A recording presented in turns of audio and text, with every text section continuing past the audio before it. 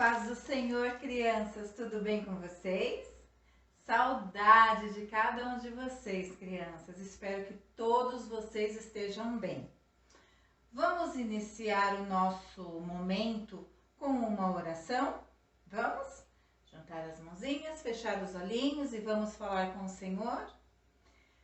Pai bondoso, Pai amado, te louvamos, Senhor, pela tua misericórdia e porque o Senhor é tão bom para conosco. Fica com todos nós, Senhor, durante esta aula, durante essa história que nós vamos contar hoje. Que o teu Espírito Santo nos ensine através da tua palavra, Senhor, e que a tua palavra faça morada nos nossos corações, Pai. Fica conosco e guarda-nos em nome de Jesus. Amém. Crianças,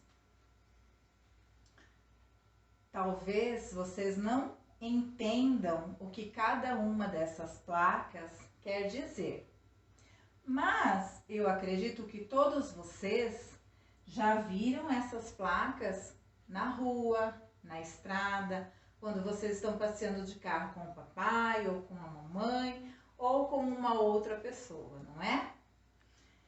Crianças, as placas de trânsito, elas mostram e ensinam como cada um deve dirigir o seu carro, para que não haja acidente, para que não haja muitos congestionamentos.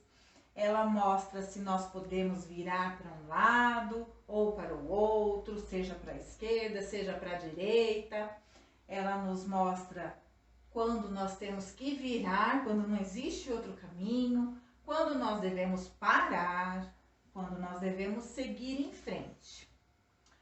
E na nossa vida, crianças, será que nós também precisamos de algumas orientações para que a gente não leve uma vida toda atropelada, uma vida toda cheia de bagunça?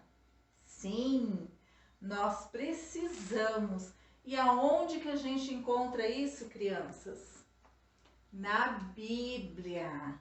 A Bíblia é o manual que nós temos para viver uma vida reta, para não cairmos em ciladas, em buracos, em caminhos tortuosos. A palavra de Deus é lâmpada para os nossos pés, é luz para o nosso caminho, crianças. Nós temos que aprender a amar a palavra de Deus, fazer da Bíblia o nosso livro preferido, ouvir as histórias e guardar no nosso coração e colocar em prática tudo aquilo que nós aprendemos, ok? Então, crianças, assim como nós temos regras no trânsito, nós também temos regra na nossa vida e elas são ensinadas aqui. A Bíblia, o livro do Senhor, a Bíblia Sagrada, crianças. Crianças, hoje nós vamos falar sobre conversão. Conversão, eu acho que todos vocês já ouviram falar a respeito dessa palavra, mas talvez com as placas vocês não entendam o que é a conversão ou uma conversão. Conversão quer dizer transformação, mudança. E hoje, na nossa história, daqui a pouquinho, nós vamos ouvir de uma conversão que conta aqui na Bíblia, tá bom? Já já vocês vão ouvir essa linda história, tudo bem? Crianças, vamos para o nosso versículo?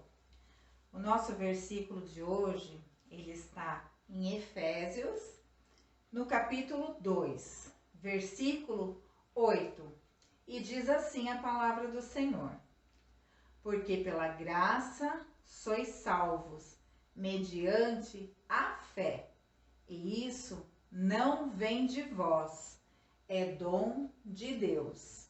Efésios 2, 8, lá no Novo Testamento. Lembram que o tio Paulinho e a tia Carol estão cantando os livros do Novo Testamento para a gente aprender? Então, Efésios. Vamos falar com a tia, crianças? Porque pela graça sois salvos, mediante a fé. E isso não vem de vós, é dom de Deus. Efésios 2, 8. Crianças, porque pela graça sois salvos. O que é a graça? A graça é presente de Deus para nós. Nós somos salvos através de um presente do Senhor. Pela graça sois salvos mediante a fé. Para nós sermos salvos, recebermos esse presente do Senhor, nós precisamos ter fé. E isso não vem de vós. O que isso quer dizer? Que não tem nada que eu ou você possamos fazer para merecer a graça. Graça é algo que nós não merecemos, mas o Senhor é bom e Ele nos dá através da fé. Então, e isso não vem de vós, nós não temos nada a ver com isso. É dom de Deus, é Deus quem nos dá. Crianças, esse versículo é lindo, é maravilhoso e transforma vidas. Já transformou vidas e transformará muitas vidas ainda. Vamos falar mais uma vez então, para a gente gravar na nossa cabecinha e não mais esquecer? Vamos? Todo mundo junto com a tia agora, hein? Porque pela graça sois salvos, mediante a fé. E isso não vem de vós, é dom de Deus. Efésios 2, 8. Muito bem, crianças. Oi, pessoal! Hoje nós vamos aprender os nomes dos livros do Novo Testamento.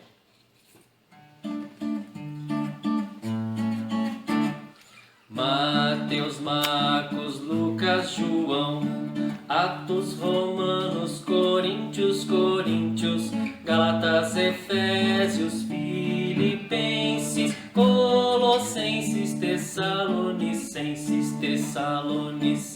Timóteo, Tito, Filemon, Hebreus, Tiago, Pedro, João, Judas e Apocalipse de João, os 27 livros então do Novo Testamento a questão.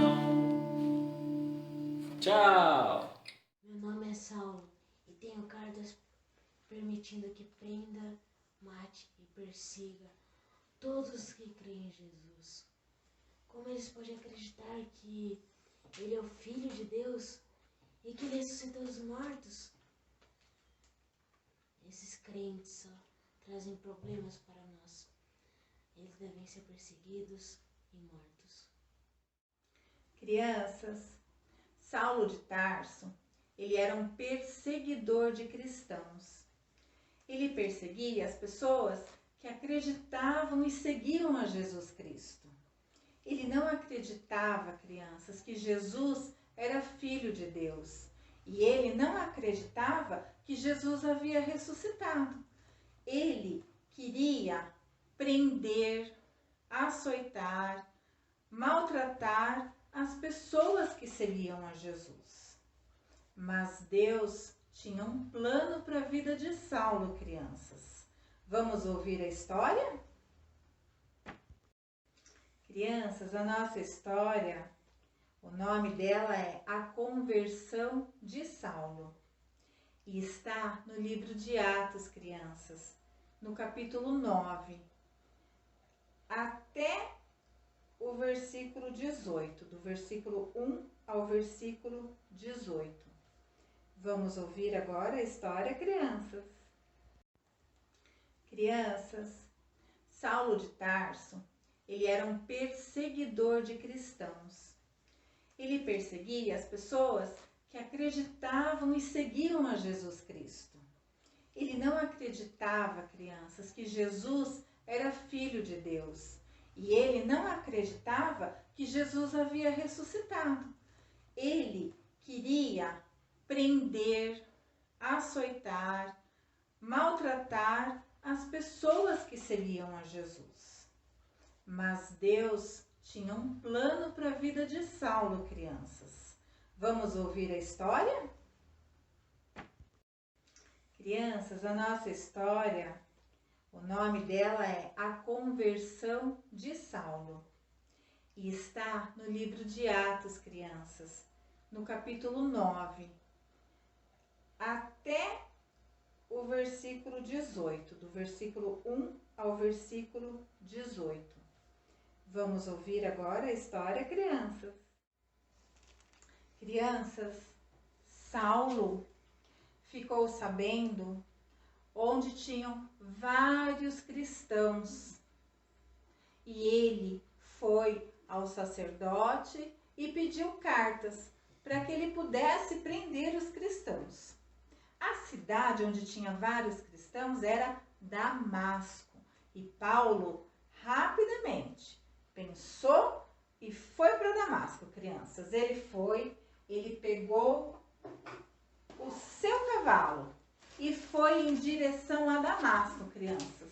E ele foi. Ele estava muito ansioso para pegar as pessoas que lá estavam. Ele queria prender todos. Só que algo impressionante aconteceu naquele caminho para Damasco, crianças.